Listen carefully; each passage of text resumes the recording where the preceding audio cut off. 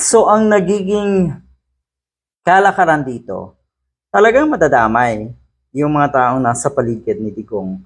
Talagang madadamay yung mga taong nagpagamit, naging kasangkapan na itong si Digong para gawin yung kanilang mga plano, yung kanilang mga maiitim na balak, at yung kanilang kademonyuhan noong nasa pwesto pa itong si Digong. Sa nangyari kay Kerwin Espinosa, ayan, meron pa sa ring kay Richard Gomez. Pinagbintangang tao ni Duterte, si Congressman Richard Gomez na itong si Kerwin Espinosa.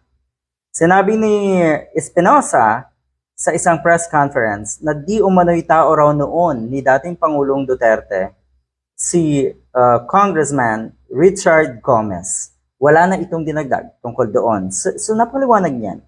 Napakaliwanag na ito ay simula kung sino yung mga taong nasa likod ng nangyaring ito kay Espinosa at kung sino yung alam niya sa sarili niya ay may kinalaman.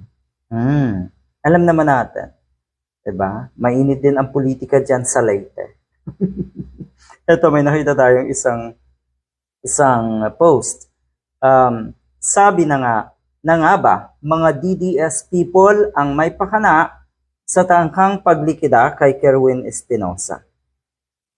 Paglikida. Ganda ng term, no? Paglikida.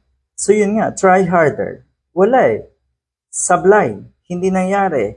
At sino ang mananagot dito? Ay ba posible talagang ma-identify noong mga nahuli na mga gunman yung nag-utos at yung mastermind. Bilas ni DDS Congressman Richard Gomez na bayaw ni Mayor Lucy Torres Gomez ang suspect sa tangkang pagpatay kay Albuera Leyte Mayoralty Candidate Kerwin Espinosa. Kalaban ba ito ni Lucy Torres? Anyway, composite team gaya sa mga pumatay sa kanyang ama ang mga dumayong DDS police mula sa ibang bayan ang kasabwat sa tangkang paglikida kay Kerwin Espinosa. Sila ay mga tauhan di umano ni Digong at ni De La Rosa. Kaya pala makikita mo sa comment section na totoong may kinalaman itong si Calvo sa nangyayaring ito, sa nangyari dito kay Kerwin Espinosa. Alam niyo naman yung history, di ba? Alam niyo kung paano pinursigi netong si Bato de la Rosa para itong si Kerwin Espinosa nga ay tumistigo noon laban kay Senator Leila de Lima. Back to you, Calvo.